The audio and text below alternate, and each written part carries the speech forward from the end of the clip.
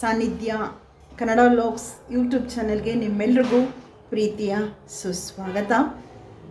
ಯಾಕೆ ಮೂರು ಚಾನಲ್ ಆಯಿತು, ಹೊಸದಾಗಿ ಚಾನಲ್ ಮಾಡ್ತಾ ಇರ್ತೀರಾ ಏನು ಅಂತ ನೀವು ಅಂದ್ಕೊಳ್ತೀರಾ, ನನಗೆ ಕ್ವಶನ್ ಕೇಳ್ತೀರಾ ಅಲ್ವಾ? ಒಂದು ಕ್ಲಾರಿಟಿಗೋಸ್ಕರ ಈ ವಿಡಿಯೋ ಮಾಡ್ತಾಯಿದ್ದೀನಿ.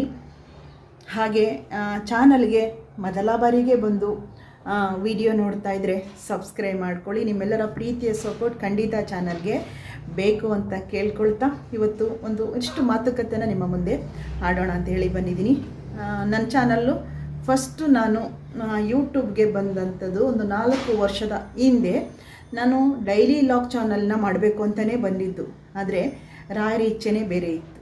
ನಾನು ರಾಯರ ಚಾನಲ್ಲು ಶ್ರೀ ರಾಘವೇಂದ್ರ ಸಾನ್ನಿಧ್ಯ ಚಾನಲ್, ಒಂದು ವಿಶೇಷವಾದ ಚಾನಲ್ಲು. ನನಗೆ ರಾಯರ ಅನುಗ್ರಹದೊಂದಿಗೆ ಮುನ್ನುಗ್ಗುತ್ತಿರುವಂತಹ ಚಾನಲ್ ಅಂದರೆ ಶ್ರೀ ರಾಘವೇಂದ್ರ ಸಾನ್ನಿಧ್ಯ. ನಿಮ್ಮೆಲ್ಲರ ರಿಕ್ವೆಸ್ಟ್ ಮೇರೆಗೆ, ನಿಮ್ಮೆಲ್ಲರ ಪ್ರೀತಿಯ ರಿಕ್ವೆಸ್ಟ್ ನೀವು ರೆಸಿಪಿಗಳನ್ನ ತೋರಿಸಿ, ಅಡುಗೆಗಳನ್ನ ತೋರಿಸಿ ಅಂತ ಹೇಳಿ ತುಂಬ ಜನ ಕೇಳ್ತಾ ಇದ್ರಿ. ಅದಕ್ಕೋಸ್ಕರ ಸನ್ನಿಧಿ ಲಾಗ್ಸ್ ಯೂಟ್ಯೂಬ್ ಚಾನಲ್ನ ಮಾಡಿಕೊಂಡೆ. ತುಂಬ ಸಪೋರ್ಟ್ ಬಂತು ನನಗೆ. ಅದೆಷ್ಟು ಬೇಗ ಅಂತ ಹೇಳಿದ್ರೆ, ಚಾನಲ್ ಶುರು ಮಾಡಿಕೊಂಡ್ರೆ ಯೂಟ್ಯೂಬ್ ಚಾನಲ್ ಅಂತ ಹೇಳೋದು, ಚಾನಲ್ ನಡೆಸೋದು ಕೂಡ ತುಂಬಾ ಕಷ್ಟ ಇದೆ. ತುಂಬಾ ಎಫರ್ಟ್ ಅಂತೂ ಖಂಡಿತ ಹಾಕಲೇಬೇಕು. ಒಂದು ಚಾನಲ್ ಗ್ರೋ ಆಗೋದಕ್ಕಾಗಲಿ, ಒಂದು ವಿಡಿಯೋ ವೈರಲ್ ಆಗೋದಕ್ಕಾಗಲಿ 3-4 ತಿಂಗಳು ಇಲ್ಲ 6 ತಿಂಗಳು ಕೂಡ ಆಗಬಹುದು. ಇಲ್ಲ ಸತಾಯಗತಾಯ ನೀವು ಎಷ್ಟೇ ದಿನಕ್ಕೆ 2-3 ವಿಡಿಯೋ ಹಾಕಿದ್ರೂ ಕೂಡ ವಿಡಿಯೋಗಳು ವೈರಲ್ ಆಗಲ್ಲ, ವ್ಯೂಸ್ ತುಂಬ ಕಡಿಮೆ ಬರುತ್ತೆ, ಹೀಗೆಲ್ಲ ಇರುತ್ತೆ. ಆದರೆ ನನ್ನ ಸನ್ನಿಧಿ ಲಾಗ್ಸ್ ಯೂಟ್ಯೂಬ್ ಚಾನಲ್ ತುಂಬ ಚೆನ್ನಾಗಿ ವೈರಲ್ ಆಯಿತು. ಅದೆಷ್ಟು ಬೇಗ 1000 ಸಬ್ಸ್ಕ್ರೈಬರ್ ಆದರು ಅಂದರೆ ಅದು ಹೇಳೋಕ್ಕೆ ಆಗಲ್ಲ. ಜೊತೆಗೆ 4000 ವಾಚಿಂಗ್ ಅವರು ಕೂಡ ಕಂಪ್ಲೀಟ್ ಆಯಿತು. ಮಾನಿಟೈಸನ್ ಕೂಡ ನನಗೆ ಅಪ್ಲೈ ಮಾಡಿದೆ. ತುಂಬ ಖುಷಿ ಆಯಿತು. ಮಾನಿಟೈಸನ್ ಅಂತ ಹೇಳಿದ್ರೆ ಅರ್ನಿಂಗ್ ಬರುವಂಥ ಒಂದು ಸ್ಟೇಜ್ ಅದು, ಆಯಿತಾ? ಯೂಟ್ಯೂಬ್ ಮಾಡ್ತೀನಿ ಅಂತ ಹೇಳಿದ್ರೆ ನಾನು ನಿಜವಾಗ್ಲೂ ಕೂಡ ಯೂಟ್ಯೂಬು ಹಿಂಗೆಲ್ಲ ಇದೆ, ಈ ಥರ ಇದೆ, ನಮ್ಮ ವಿಡಿಯೋಗಳನ್ನ ಹಾಕ್ಬಹುದು, ಅಡುಗೆಗಳನ್ನ ಮಾಡಬಹುದು, ಅದರಿಂದ ಅರ್ನಿಂಗು ಕೂಡ ಬರುತ್ತೆ ಅಂತ ನನಗೆ ಖಂಡಿತ ಗೊತ್ತಿರಲಿಲ್ಲ. ನಾನು ಮುಂಚೆ ಹೇಳ್ಕೊಂಡಿದ್ದೀನಿ, ನಾನು ಯೂಟ್ಯೂಬ್ನ ಶುರು ಮಾಡೋದಕ್ಕೆ, ಯೂಟ್ಯೂಬ್ಗೆ ಬರಲಿಕ್ಕೆ ಕಾರಣ ಬಂದು ನನ್ನ ತಂಗಿ ಚಿಕ್ಕವಳು ದೀಪಾ ಅಂತ ಹೇಳಿ ಹೇಳ್ಕೊಂಡಿದ್ದೀನಿ. ಆಮೇಲೆ ತುಂಬ ಎಫರ್ಟ್ ಹಾಕಬೇಕು. ಯೂಟ್ಯೂಬ್ ಅಂತ ಹೇಳಿದ್ರೆ ತುಂಬ ಎಫರ್ಟ್ ಹಾಕಿನೇ ಕೆಲಸ ಮಾಡಬೇಕು. ಹೀಗಿದ್ದಾಗ ಬಿಸಿಲು ಕಿಟಕಿಯಿಂದ ಮುಖಕ್ಕೆ ಹೊಡಿತಾ ಇದೆ ಹಂಗೇನೆ. ಹಿಂಗಿದ್ದಾಗ ಸ್ನೇಹಿತರೆ, ನಾನು ತುಂಬ ಖುಷಿಯಾಗಿದ್ದು ಸನ್ನಿಧಿ ಲಾಗ್ಸ್ ಚಾನಲ್ಲು ಕೂಡ ತುಂಬ ಗ್ರೋ ಆಯಿತು. ಅದನ್ನು ಯಾಕೆ ನಿಲ್ಲಿಸಿದೆ ಅಂತ ಹೇಳಿದ್ರೆ, ಅಲ್ಲಿ ಸೆಟ್ಟಿಂಗ್ಸ್ ಮಾಡುವಾಗ ಏನು ಮಿಸ್ಟೇಕ್ ಆಯಿತು ಗೊತ್ತಿಲ್ಲ. ಮಾನಿಟೈಸನ್ ಕೂಡ ನನಗೆ ಅಪ್ಲೈ ಆಯಿತು, ಎಲ್ಲ ಆಯಿತು. ಅಲ್ಲಿ ಶ್ರೀ ರಾಘವೇಂದ್ರ ಸಾನ್ನಿಧ್ಯ ಮತ್ತು ಸನ್ನಿಧಿ ಲಾಗ್ಸ್ 2 ಕೂಡ ಒಂದೇ ಜಿಮೇಲ್ ಆಗೋಗಿತ್ತು. ಅಲ್ಲೇ ಎಡವಟ್ ಆಗಿತ್ತು.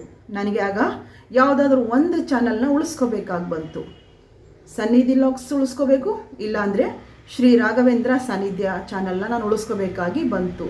ನನಗೆ ಬಹಳ ಮುಖ್ಯ. ನನಗೆ ಯಾವುದೇ ಅರ್ನಿಂಗು ನನಗೆ ಇಂಪಾರ್ಟೆಂಟ್ ಅಂತ ಖಂಡಿತ ಅನಿಸೋದಿಲ್ಲ. ನನಗೆ ನನ್ನ ಶ್ರೀ ರಾಘವೇಂದ್ರ ಸಾನ್ನಿಧ್ಯ ಯೂಟ್ಯೂಬ್ ಚಾನಲ್ ಇದೆಯಲ್ಲ, ನನ್ನ ಆತ್ಮ ಇದ್ದಂತೆ. ನನಗೆ ಬಹಳ ಮುಖ್ಯವಾದ ಒಂದು ಒಳ್ಳೆ ಸ್ಟೇಜನ್ನ ತಂದುಕೊಟ್ಟಂಥ ಚಾನಲ್ ಶ್ರೀ ರಾಘವೇಂದ್ರ ಸಾನ್ನಿಧ್ಯ. ಆಗ ನಾನು ಸನ್ನಿಧಿ ಲಾಗ್ ಚಾನಲ್ನ ಬಿಡಬೇಕಾಗಿ ಬಂತು. ಯಾವುದಾದ್ರೂ ಒಂದನ್ನು ಉಳಿಸ್ಕೊಳ್ಳುವಂಥ ಆಪ್ಷನ್ ನನಗೆ ಅಲ್ಲಿ ಬಂತು. ತುಂಬ ಚೆನ್ನಾಗಿ ವೈರಲ್ ಆಗಿದ್ದು ವಿಡಿಯೋ, ತುಂಬ ಚೆನ್ನಾಗಿ ಕಂಟೆಂಟ್ ಕ್ರಿಯೇಟ್ ಮಾಡಿಕೊಂಡು ನಾನು ಒಳ್ಳೆ ವ್ಯೂಸು ಕೂಡ ಬರ್ತಿತ್ತು. ನಾನಾಗ ಸನ್ನಿಧಿ ಲಾಗ್ಸ್ ಚಾನಲ್ನ ಬಿಡಬೇಕಾಗಿ ಬಂತು. ಅದರಲ್ಲೂ ಕೂಡ 2000 ಸಬ್ಸ್ಕ್ರೈಬರ್ ಆಗಿದ್ರು ಹತ್ತತ್ರ ಅಂತ ಅಂದ್ಕೊಳ್ತೀನಿ. ಅದು ಬಿಟ್ಟ ಮೇಲೆ ಒಂದು ಲಾಗ್ ಚಾನಲ್ ಮಾಡಲೇಬೇಕಾಗಿ ಬಂತು, ಖುಷಿಯ ಲೋಕ ಕನ್ನಡ ಲಾಗ್ಸ್. ಅಲ್ಲೂ ಕೂಡ ನಿಧಾನ ಆದರೂ ಕೂಡ ನನಗೆ ವ್ಯೂಸ್ ಬರ್ತಿತ್ತು. ಜೊತೆಗೆ ಮುಖ್ಯವಾಗಿ ಸ್ನೇಹಿತರೆ, 1000 ಸಬ್ಸ್ಕ್ರೈಬರು 4000 ವಾಚಿಂಗ್ ಅವರು ಬೇಗ ಕಂಪ್ಲೀಟ್ ಆಗೋಯಿತು. ಸುಮಾರು 30 ವಿಡಿಯೋ ಅಷ್ಟೇ, ಅದೆಲ್ಲ ಕಂಪ್ಲೀಟ್ ಆಯಿತು. ಮಾನಿಟೈಸನ್ಗೆ ಅಪ್ಲೈನೂ ಕೂಡ ಆಯಿತು. ಅಪ್ಲೈ ಆದಮೇಲೆ 1 ವಾರ 10 ದಿನಕ್ಕೆ ಯೂಟ್ಯೂಬರ್ ಅದನ್ನು ಅಕ್ಸೆಪ್ಟ್ ಮಾಡಿದರು. ಆಯಿತಾ? ತುಂಬ ಖುಷಿ ಆಗೋಯಿತು, ಇಷ್ಟು ಬೇಗ ಆಗೋಯ್ತಲ್ಲಪ್ಪ ಅಂತ ಹೇಳಿ. ಅಲ್ಲೂ ಕೂಡ ಒಂದು ನೋವಿನ ಸಂಗತಿ ಶುರುವಾಯಿತು. ಮಾನಿಟೈಸನ್ ಅಪ್ಲೈ ಆಗಿ 1 ತಿಂಗಳು 2 ತಿಂಗಳಿಗೆ ರೀಯೂಸ್ ಕಂಟೆಂಟ್ ಅಂತ ಹೇಳಿ ಮಾನಿಟೈಸನ್ ಕ್ಯಾನ್ಸಲ್ ಆಗೋಯಿತು. ರೀಯೂಸ್ ಕಂಟೆಂಟ್ ನಾನು ಯಾವುದೂ ಮಾಡಿಲ್ವಲ್ಲಪ್ಪ ಅಂತ ಹೇಳಿ ನೋಡಿದಾಗ ಶಾರ್ಟ್ಸಲ್ಲಿ ಇನ್ಸ್ಟಾಗ್ರಾಮ್ ವಿಡಿಯೋಗಳನ್ನ ಹಾಕಿದ್ದೆ. ಎಲ್ಲದಕ್ಕೂ ಮುಖ್ಯವಾಗಿ ಈ ಉಡುಪಿ ಅವರು ಇಬ್ಬರು ಬೆಂಕಿಲಿ ತೀರ್ಕೊಂಡ್ರು ನೋಡಿ, ಮನೆಯೆಲ್ಲ ಸುಟ್ಟೋಯ್ತಲ್ಲ, ಆ ವಿಡಿಯೋ ಹಾಕಿದ್ದೆ ನಾನು. ಇಬ್ಬರು ಗಂಡ ಹೆಂಡತಿ ಮನೆ ಶಾರ್ಟ್ ಸರ್ಕ್ಯೂಟ್ ಆಗಿ ಸುಟ್ಟೋದ್ರಲ್ಲ ನೋಡಿ, ಅವ್ರದ್ದು ಒಂದು ವಿಡಿಯೋ ಮಾಡಿದ್ದೆ. ಆ ವಿಡಿಯೋ ತುಂಬ ಚೆನ್ನಾಗಿ ವೈರಲ್ ಆಗಿತ್ತು.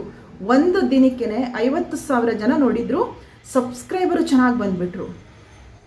ಹಿಂಗಿದ್ದಾಗ ರೀಯೂಸ್ ಕಂಟೆಂಟ್ ನಾನು ತಪ್ಪು ಮಾಡಿದ್ದು ಶಾರ್ಟ್ಸ್ಗಳಲ್ಲಿ ಇನ್ಸ್ಟಾಗ್ರಾಮ್ ವಿಡಿಯೋಗಳನ್ನ, ನನ್ನ ವಿಡಿಯೋಗಳನ್ನೇ ಹಾಕಿದ್ಮೇಲೆ ಯಾಕೆ ರೀಯೂಸ್ ಕಂಟೆಂಟ್ ನಾನು ಏನು ಮಾಡಿಲ್ವಲ್ಲ ಅಂದಾಗ ಅಲ್ಲಿ ಒಂದು ನನ್ನ YT ಸ್ಟುಡಿಯೋದಲ್ಲಿ ಬಂದುಬಿಡ್ತು, ಅದು ಕ್ಯಾನ್ಸಲ್ ಆಗಿತ್ತು. ಮಾನಿಟೈಸನ್ ಅಪ್ಲೈ ಮಾಡಿದ್ನಲ್ಲ, ಮಾನಿಟೈಸನ್ ಅಕ್ಸೆಪ್ಟ್ ಆಗಿತ್ತು, ಕ್ಯಾನ್ಸಲ್ ಆಗೋಯ್ತು ಇಮ್ಮಿಡಿಯೇಟಾಗಿ. ಒಂದಿನ ನೋಡ್ತೀನಿ, ಶಾಕು ನನಗೆ, ರೀಯೂಸ್ ಕಂಟೆಂಟ್ ಇದೆ ನಿಮ್ಮ ಚಾನಲಲ್ಲಿ ಅಂತ ಹೇಳಿ ಕ್ಯಾನ್ಸಲ್ ಮಾಡಿದರು. ಅಲ್ಲೂ ಒಂದು ಮಿಸ್ಟೇಕ್ ಮಾಡಿಕೊಂಡೆ, ನಾವು ಅದನ್ನು ಡಿಲೀಟ್ ಮಾಡಬಾರ್ದಿತ್ತಂತೆ. ಏನು ನಾನು ಇನ್ಸ್ಟಾಗ್ರಾಮಿಂದ ನನ್ನ ವಿಡಿಯೋಗಳನ್ನೇ ನಾನು ಶಾರ್ಟ್ಸಲ್ಲಿ ಹಾಕ್ಕೊಂಡಿದ್ದೆ, ಅದನ್ನೆಲ್ಲ ಡಿಲೀಟ್ ಮಾಡಿಬಿಟ್ಟೆ. ಆಮೇಲೆ ಉಡುಪಿಯವ್ರದ್ದು ಏನು ವೈರಲ್ ಆಗಿತ್ತು ವಿಡಿಯೋ, ಅದರಲ್ಲಿ ಅವ್ರದ್ದು ಇನ್ಸ್ಟಾಗ್ರಾಮ್ ಒಂದು ಕ್ಲಿಪ್ಪಿಂಗ್ನ ತೊಗೊಂಡಿದ್ದೆ. ಅದರಿಂದನೂ ಕೂಡ ರೀಯೂಸ್ ಕಂಟೆಂಟ್ ಬಂದಿರಬಹುದು ಅಂತ ಅಂದ್ಕೊಂಡು ನಾನು ಸುಮಾರು ವಿಡಿಯೋನ ಡಿಲೀಟ್ ಮಾಡಿದೆ. ನನಗೆ ಗೊತ್ತಾಗಿಲ್ಲ, ಡಿಲೀಟ್ ಮಾಡಿಬಿಟ್ಟೆ. ಡಿಲೀಟ್ ಮಾಡಬಾರ್ದಿತ್ತಂತೆ, ಅವರು ಇನ್ನೂ ಕೂಡ ಟೈಮ್ ಕೊಟ್ಟಿರ್ತಾರೆ ಅಂತ. ಆ ಟೈಮ್ವರೆಗೂ ಕೂಡ ಅವರು ರಿಪ್ಲೈ ಬರೋವರೆಗೂ ನಾವು ಡಿಲೀಟ್ ಮಾಡಬಾರ್ದಿತ್ತಂತೆ. ಆಯಿತಾ, ಆ ರೀತಿ ಕ್ಯಾನ್ಸಲ್ ಆಗಿರುವಂಥದ್ದು. ಮತ್ತು ನನಗೆ ಚಾನಲ್ ಗ್ರೋ ಆದರೆ ನಮಗೆ ಮಾನಿಟೈಸನ್ ಅಪ್ಲೈ ಮಾಡಿರೋದು ನಾನು ಏನು ಮತ್ತೆ ರೀಅಪ್ಲೈ ಮಾಡಬಹುದು. ಜನವರಿವರೆಗೂ ಕೂಡ ಟೈಮ್ ಕೊಟ್ಟಿದ್ದಾರೆ. ಆದರೆ ನನ್ನ ಮನಸ್ಸು ಸಮಾಧಾನವೇ ಇಲ್ಲ.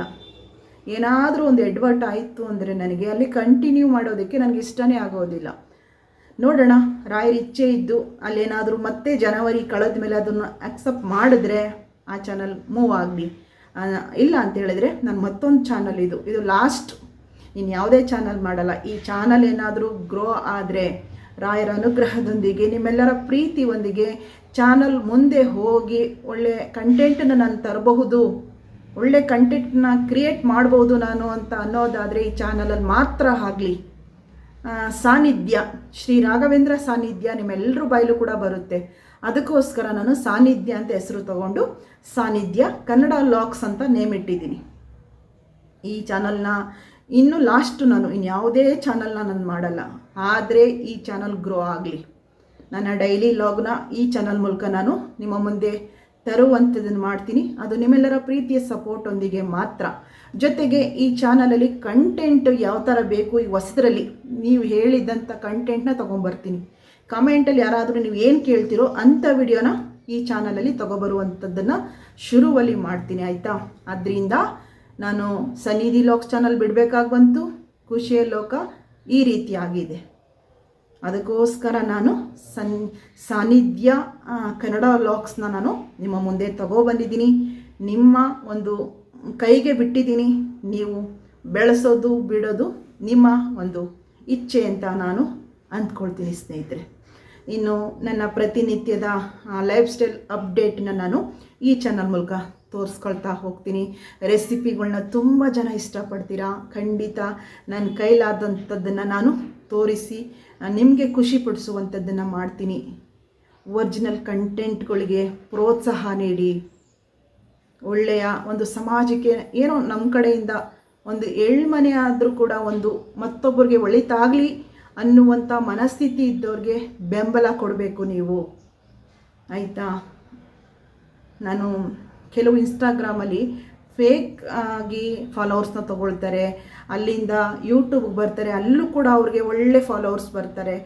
ಅಂಥವ್ರನ್ನೆಲ್ಲ ಎಂಕರೇಜ್ ಮಾಡ್ತೀರಾ, ಹೆಂಗೆ ಬೇಕಂಗೆ ಮಾಡೋರನ್ನ ಎಂಕರೇಜ್ ಮಾಡ್ತೀರಾ. ನಿಷ್ಠೆಯಿಂದ ಪ್ರಾಮಾಣಿಕತೆಯಿಂದ ಒಂದು 4 ಜನಕ್ಕೆ ಒಳ್ಳೆಯದಾಗಲಿ ಅಂತ ಒಂದು ಮನೋಭಾವನೆಯಿಂದ ಬಂದಿರುವಂಥವ್ರಿಗೆ ಖಂಡಿತ ನೀವು ಸಪೋರ್ಟ್ ಮಾಡಬೇಕು.